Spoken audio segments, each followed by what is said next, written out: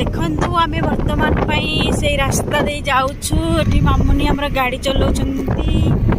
ଏମିତି ଦେଖନ୍ତୁ ଏଠି ଆମେ ସୋମନାଥଙ୍କ ରାସ୍ତା ଦେଇ ଯାଉଛୁ। ଦେଖାଯାଉ ଆମେ ହଁ ପାଖି ଆସିଲାଣି ଠାକୁରଙ୍କର। ଏଠି ଦେଖନ୍ତୁ ମନ୍ଦିର ଦେଖାଯାଉଛନ୍ତି ଦୂରରେ। ସେଇ ମନ୍ଦିରରେ ଏନେ ସାଇ ଗାଧେଇବ।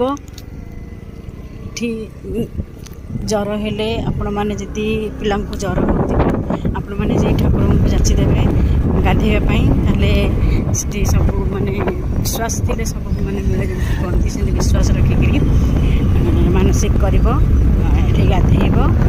ତ ପରେ କ'ଣ ହେଉଛି କ'ଣ ମୁଁ ତୁମକୁ ଡିଟେଲ୍ସ କହିବି। ମୁଁ ଆଗ ନିଜେ ଯାଏଁ କ'ଣ ହେଉଛି ମୁଁ ଜମା ବି ମୁଁ ଆସିଥିଲି କିନ୍ତୁ ମୁଁ ଭଲସେ ଦେଖିନଥିଲି। ଆଜି କିନ୍ତୁ ମୁଁ ଆସିକି ଦେଖୁଛି। ଦେଖନ୍ତୁ ମନ୍ଦିର ହେଇଗଲା। ଦେଖନ୍ତୁ ଇଏ ହେଉଛି ସୋମନାଥଙ୍କ ପୋଖରୀ। ଏଠି ଯିଏ ଗାଧେଇବ, ଯାହାର ଜ୍ୱର ହେଉଥିବ, ଦୀର୍ଘ ଦିନ ଯାଏଁ ଜ୍ୱର ଛାଡ଼ୁନଥିବ, ତାହେଲେ ଏଠି ଗାଧେଇଲେ ମାନେ ଜ୍ୱର ସବୁଦିନ ପାଇଁ ଗ୍ୟାପ୍ ହେଇଯିବ। ଆଉ ବିଶ୍ୱାସ ପୁରା ଏଠି 100%। କାହିଁକିନା ମୋ ପୁଅର ପ୍ରତି ଦିନ ଖାଲି ଜ୍ୱର, 8 ଦିନରେ 15 ଦିନରେ ଏମିତି ଜ୍ୱର ହୁଏ। ସେଥିପାଇଁ ମୋତେ ଜଣେ କହିଥିଲେ, ମୁଁ ତାଙ୍କ କଥା ମାନିକି ଯାଇଥିଲି। ଆପଣମାନେ ଯାଆନ୍ତୁ ଦେଖନ୍ତୁ